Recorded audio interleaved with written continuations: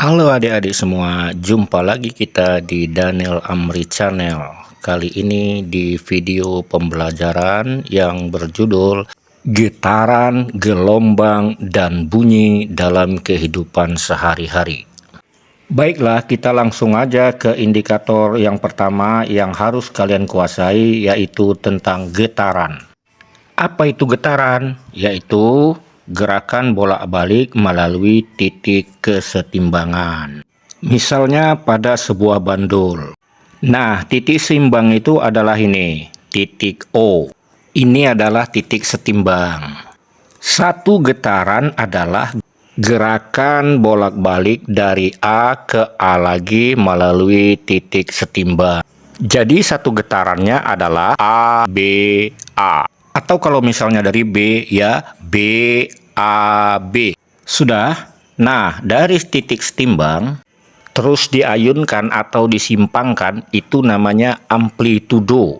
Dari posisi O ke A itu namanya amplitudo. Atau dari posisi setimbang ke B ini juga namanya amplitudo. Jadi O adalah titik kesetimbangan. O ke A atau O ke B adalah amplitudo. Apa itu amplitudo? Ya, simpangan maksimum. Jelas? Sekarang selanjutnya, N menyatakan banyak getaran. N sama dengan 1 jika bergerak dari A ke B ke A kembali. Jadi kalau saya gambarkan di sini, N-nya 1 jika bergerak dari A ke B ke A lagi.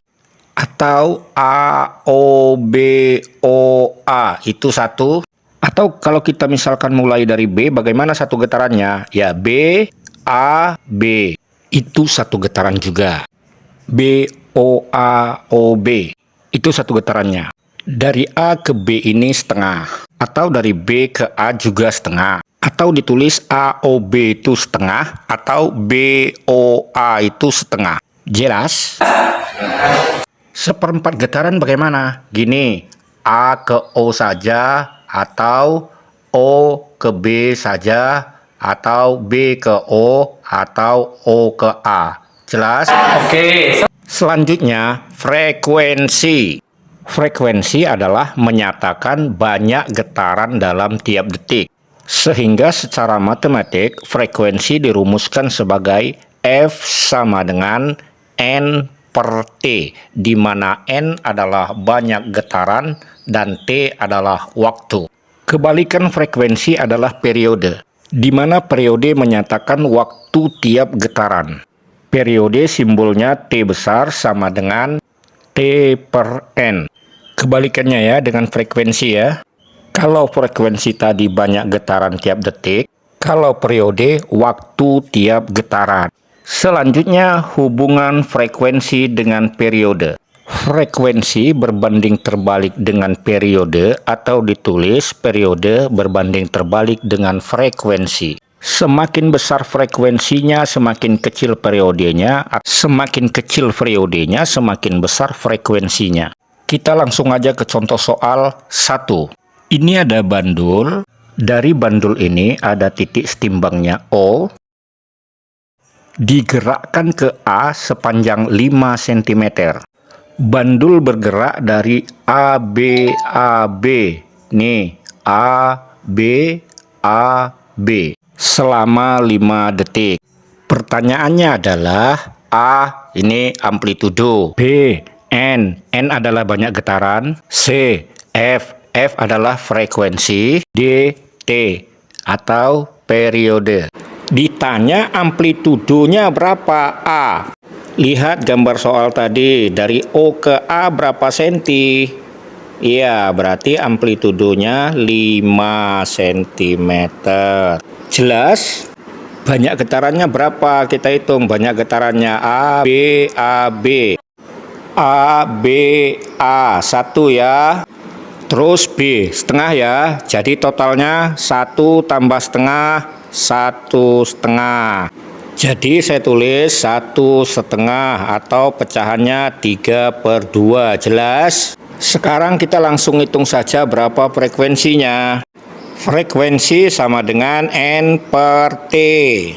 Kemudian N-nya kita masukkan. N-nya berapa tadi? 3/2 Waktunya 5 detik berarti sama dengan 3 per 2 kali 5. Ya, pecahan dibagi bilangan tunggal berarti penyebutnya dikalikan dengan bilangan tunggal tadi. Jadi 3 per 2 kali 5 berarti penyebutnya 3 per 10. Jelas? Selanjutnya periodenya berapa? Nah, untuk menentukan periode gampang, ketika frekuensi sudah diketahui. Tadi frekuensinya 3 per 10, maka periodenya adalah kebalikannya 10 per 3 atau 3 sepertiga detik. Nah, mudah kan? Oke, sekarang kamu kerjakan soal berikut.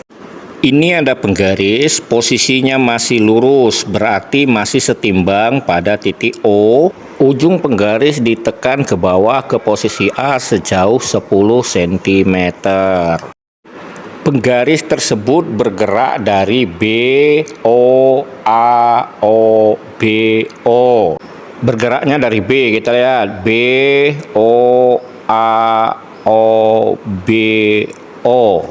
Bergerak dalam jangka waktu selama 5 detik. Ya, itu waktunya 5 detik tuh ya. Oke. Nah, sekarang pertanyaannya. Tentukan amplitudonya, tentukan jumlah getarannya, tentukan frekuensinya, dan tentukan periodenya. Selamat mengerjakan.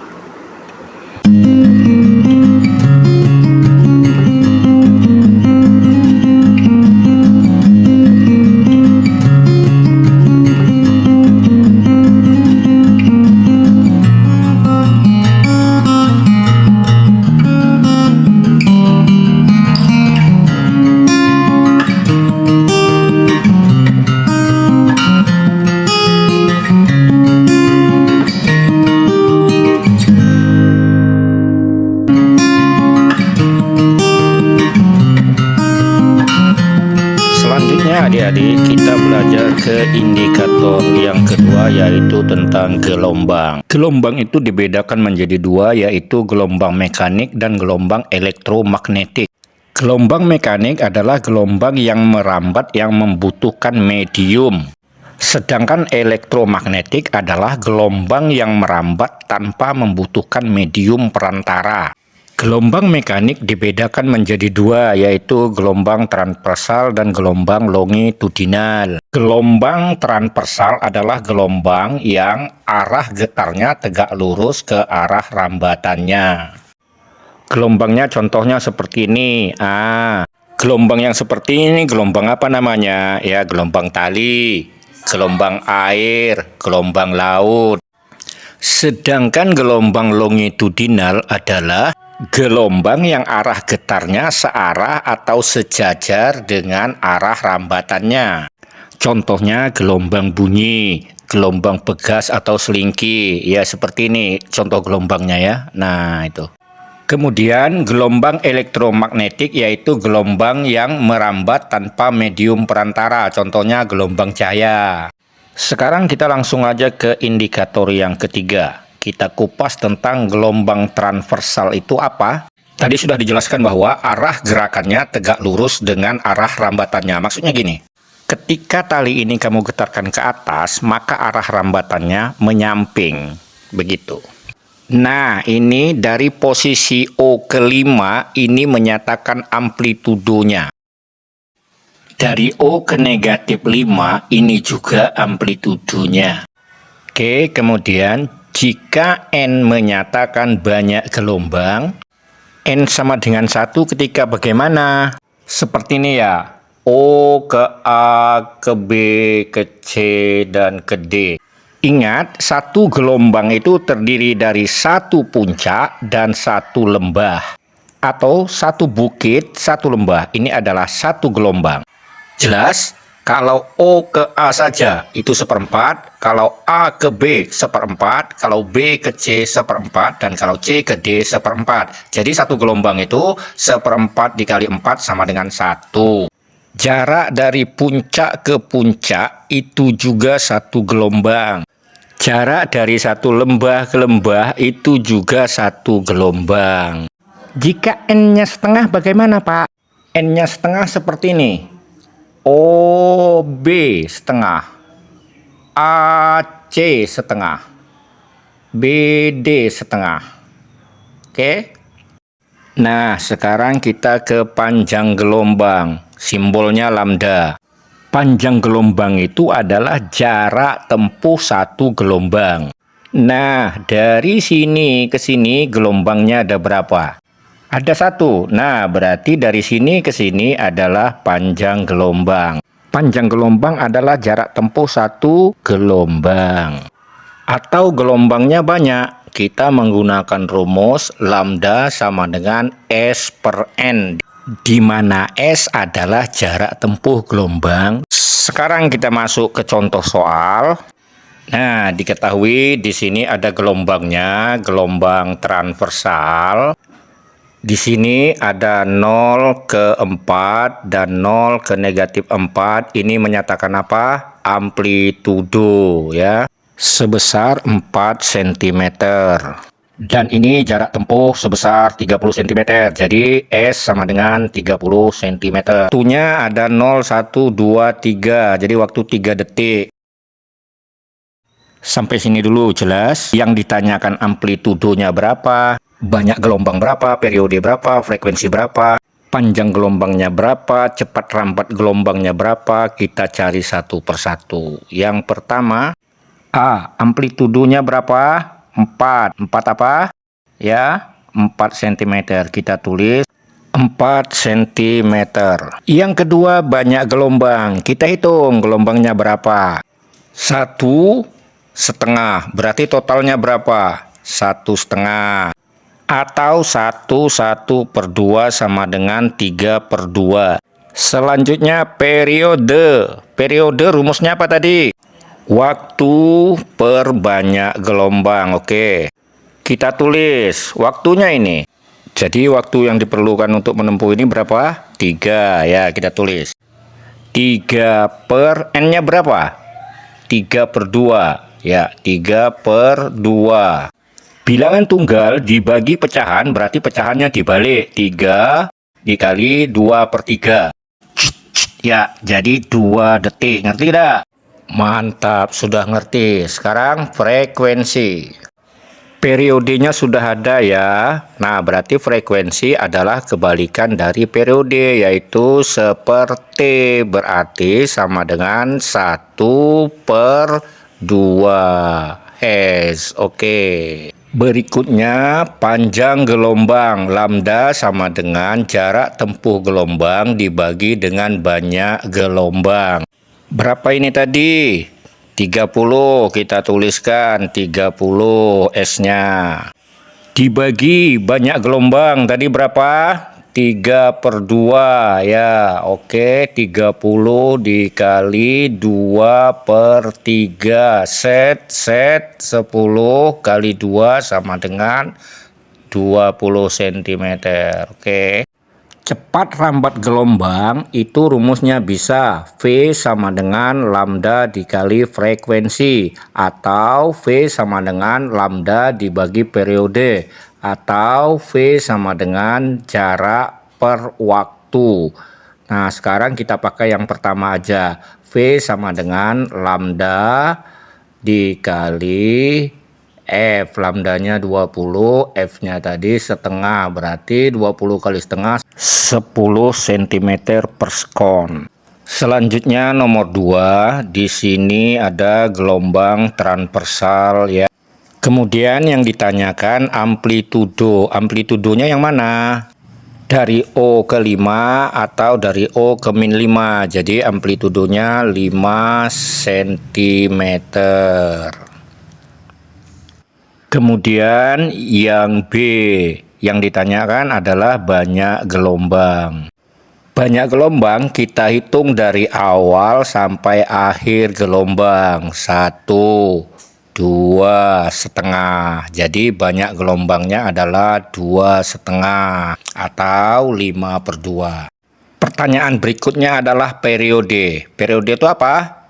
Waktu per banyak gelombang. Waktunya berapa? Kita cari. Ini 0, 1, 2, 3, 4, 5. Waktunya adalah 5 detik. Berarti 5 dibagi N-nya tadi berapa? Banyak gelombang? 5 per 2 sama dengan 5 dikali 2 per 5 set sama dengan 2 detik. Pertanyaan berikutnya frekuensi. Frekuensi kebalikannya periode. Kalau periodenya 2 berarti frekuensi sama dengan 1/2 Hz. Selanjutnya mencari panjang gelombang. Panjang gelombang adalah lambda sama dengan S per N. S adalah jarak tempuh gelombang. Mana jarak tempuh gelombangnya? Kita perhatikan gambarnya tadi. 80 cm, ingat, dari posisi sini sampai ke sini. Banyak gelombangnya kita hitung dari sini 1/4, 3/4, 5/4, 7/4, 8/4. 8/4 sama dengan 2. Berarti banyak gelombangnya adalah 2. Jadi kita tulis 80 cm dibagi 2 sama dengan 40 cm. Nah, itulah panjang gelombangnya. Cepat rambat gelombangnya bagaimana? V sama dengan lambda dikali frekuensi. Lambdanya berapa tadi? 40 dikali frekuensinya berapa? Setengah. 40 dikali setengah sama dengan 20 cm per detik. Berikutnya kita ke indikator keempat. Tadi gelombang transversal, sekarang gelombang longitudinal, yaitu arah getarannya sejajar atau searah dengan arah rambatannya. Gelombang longitudinal itu seperti ini. Ada regangan, ya, gelombangnya renggang, dan ada rapatan yang gelombangnya rapat. Satu gelombang longitudinal itu terdiri dari satu rapatan dan satu regangan. Nih, satu rapatan, satu regangan. Sedangkan yang N sama dengan setengah gelombang itu yang terdiri dari satu rapatan saja atau satu regangan saja. Kita langsung aja ke contoh soal. Soal yang pertama, ada gelombang longitudinal dari A ke B sejauh 10 meter, berarti ini S, jarak tempuh gelombang. Dalam waktu tempuh T dari A ke B adalah 4 detik. Kita hitung yang pertama dulu, banyak gelombangnya itu berapa? Ayo kita hitung. Regangan rapatan berarti satu gelombang. Regangan rapatan satu gelombang lagi, berarti ada 2 gelombang. Kemudian yang ditanyakan adalah frekuensi. Frekuensi adalah F sama dengan N per T. Banyak gelombang dibagi waktu. Banyak gelombangnya tadi 2, waktunya 4 detik. Berarti 2/4 sama dengan setengah Hz. Periodenya adalah kebalikan frekuensi, yaitu 2/1 atau 2 detik. Sekarang panjang gelombang. Lambda adalah jarak tempuh gelombang dibagi banyak gelombang, atau S sama dengan 10 meter dibagi banyak gelombang 2 berarti sama dengan 5 meter. Nah, cepat rambat gelombang V sama dengan panjang gelombang dikali frekuensi, yaitu 5 dikali setengah sama dengan 2,5 meter per detik. Sekarang kita lanjut ke contoh soal berikutnya. Nih ada gelombang dari P ke Q, tapi yang diketahui dari sini ke sini adalah S. Jaraknya 30 cm. Dengan N-nya berapa sekalian? Jadi N-nya sama dengan regangan rapatan regangan, berarti 1,5. Oke, banyak gelombang seluruhnya. Rapatan regangan 2 ya. Rapatan regangan rapatan 3,5 atau 7/2. Periode T sama dengan waktu per banyak gelombang. T dari P ke Q adalah 7 detik. Saya masukkan 7. N-nya tadi berapa? 7/2, sehingga 7 dikali 2/7 seret sama dengan 2 detik. Sekarang frekuensi kebalikan dari periode. Kalau periodenya 2 berarti frekuensinya 1/2 Hz. Panjang gelombang atau lambda adalah S per N. Nah, S-nya tadi 30 per N-nya banyak gelombangnya itu adalah 1,5, berarti 30 per 1,5 sama dengan 20 cm. Sekarang cepat rambatnya adalah V sama dengan lambda dikali frekuensi. Lambdanya 20, frekuensinya setengah, sama dengan 20 kali setengah 10 cm per detik.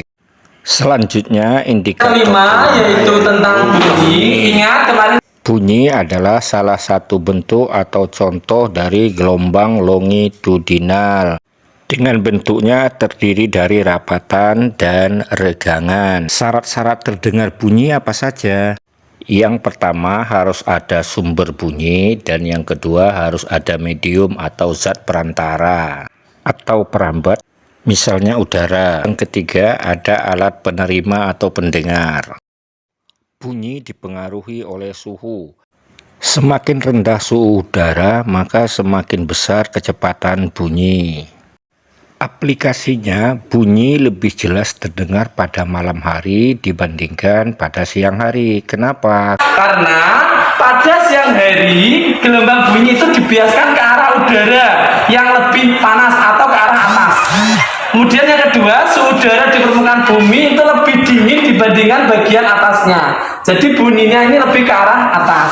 Sedangkan pada malam hari, kenapa lebih jelas? Karena gelombang bunyi dipantulkan ke arah yang lebih rendah. Contohnya di permukaan bumi, karena suhu di permukaan lebih hangat dibandingkan di atasnya. Kemudian cepat rambat bunyi di beberapa medium. Bunyi bisa merambat di medium padat, medium cair, medium gas. Cepat rambatnya, bunyi memiliki cepat rambat di medium padat ini lebih cepat dibandingkan cepat rambat di medium cair, lebih cepat dibandingkan cepat rambat di medium gas. Jadi paling lambat ini justru di udara, yang paling cepat itu di zat padat. Contoh, telinga kalian kamu tempelkan di medium padat, kemudian kalian getarkan sesuatu, pasti akan terdengar lebih jelas dibandingkan yang medium gas. Jadi urutannya ini ya, kecepatan lambat bunyi di zat padat lebih cepat daripada di zat cair, lebih cepat daripada di gas. Kemudian indikator yang keenam yaitu frekuensi bunyi. Berdasarkan frekuensinya, bunyi dibedakan menjadi tiga, ada infrasonik, ada audiosonik, ada ultrasonik. Infrasonik ini memiliki rentang frekuensi kurang dari, ingat apa Cang? Kurang dari 20 Hz. Nah, yang bisa mendengar frekuensi kurang dari 20 Hz apa saja?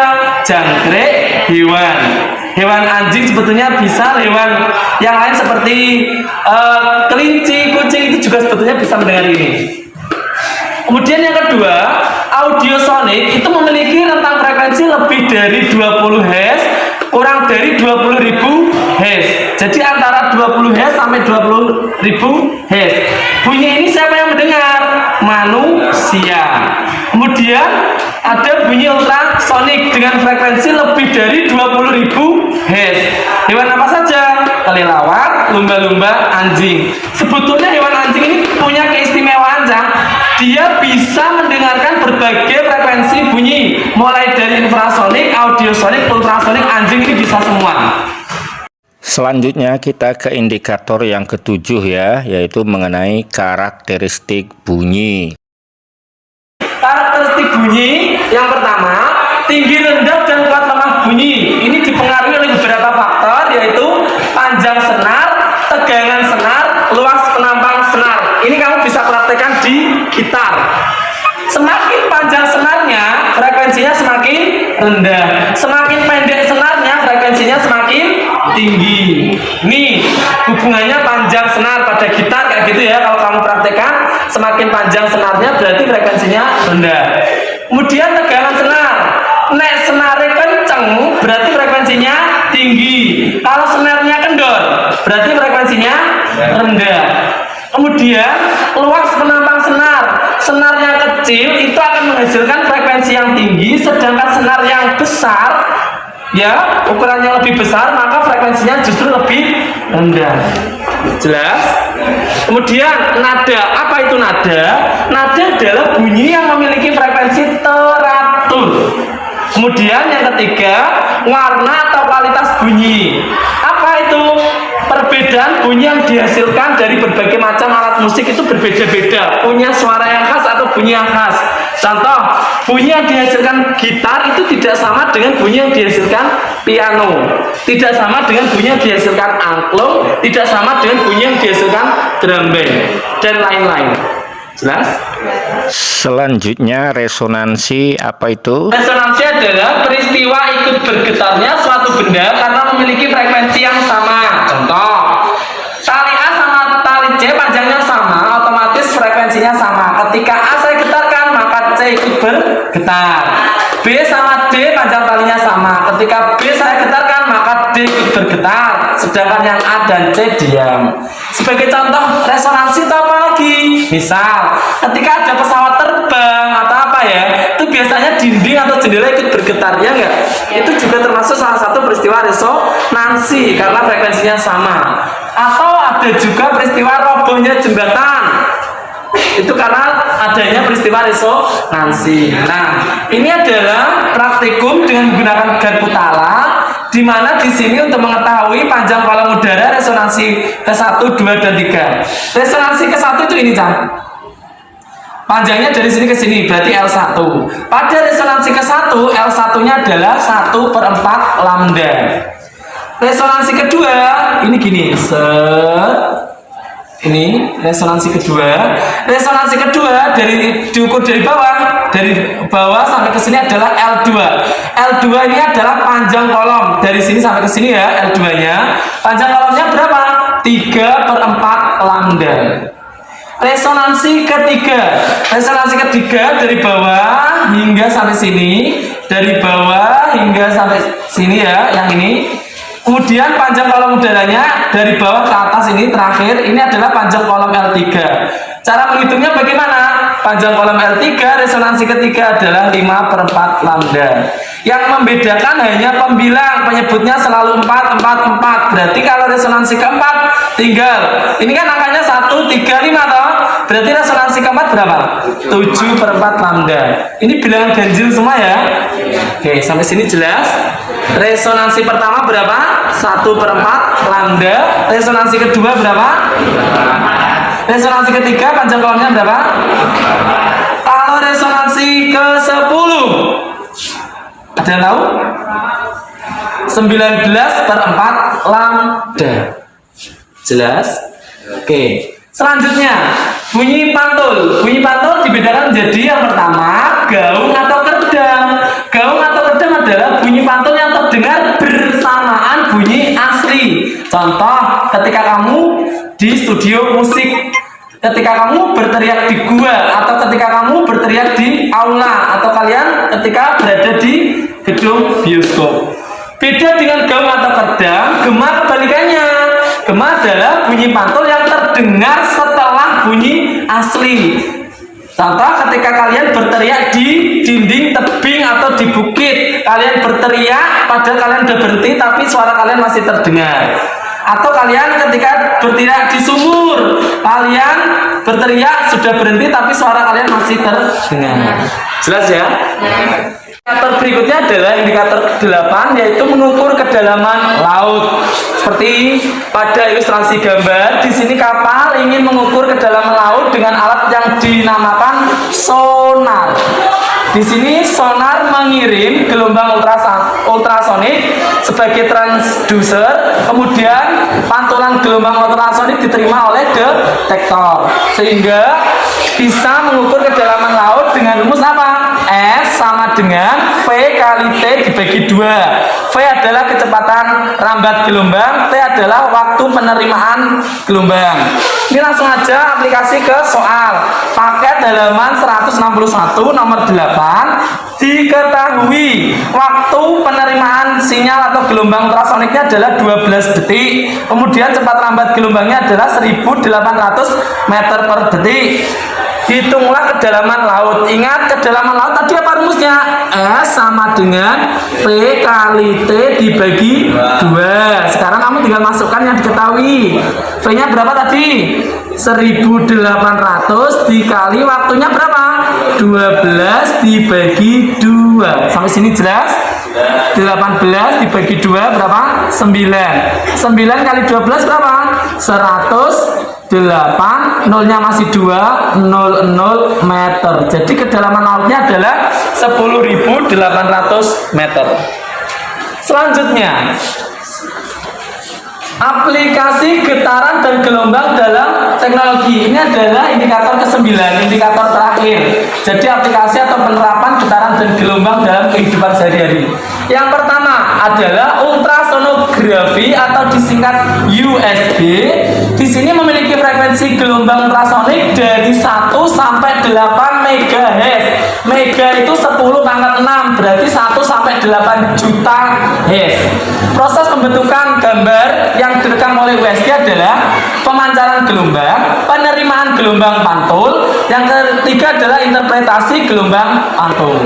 Alat yang kedua adalah sonar atau sound navigation and ranging. Di sini digunakan sebagai alat pengukur kedalaman laut. Kemudian penerapan yang ketiga adalah terapi ultrasonik. Frekuensinya adalah 800 sampai 2000 kHz. 2000 kHz itu sama dengan 2 juta Hz. Jadi 800 sampai 2 juta Hz. Aplikasinya untuk apa? Alat medis, peluru batu ginjal. Jadi terapi ultrasonik ini adalah alat medis yang digunakan untuk meluruhkan batu ginjal. Kemudian penerapan alat yang keempat adalah pembersih ultrasonik. Memiliki frekuensi 20 sampai 400 kHz atau 20 sampai 400.000 Hz. Kegunaannya sebagai pembersih apa? Sebagai pembersih yang pertama lensa, yang kedua untuk membersihkan perhiasan agar mengkilap kembali, yang ketiga membersihkan jam tangan, yang keempat adalah sebagai pembersih alat-alat bedah. Penerapan yang kelima, sonifikasi. Kegunaannya untuk apa sonifikasi? Untuk meratakan campuran bahan kimia, meratakan larutan mentah pembuatan kertas, mempercepat ekstraksi minyak pada jaringan tubuh, kemudian merusak dan menonaktifkan material organik. Ini adalah fungsi dari sonifikasi. Yang terakhir, alat aplikasi getaran gelombang yaitu pengujian ultrasonik. Memiliki frekuensi 0,1 sampai 15 MHz. Mega itu juta ya, berarti 0,1 sampai 15 juta Hz. Frekuensinya sangat besar. Kemudian pengujian digunakan sebagai apa? Menguji kebocoran pada pipa-pipa besar pada kilang minyak ataupun pada pipa Pertamina. Kemudian mendeteksi ketebalan dan karakteristik pada logam. Ya, demikian adik-adik sekalian. Sampai jumpa lagi. Terima kasih.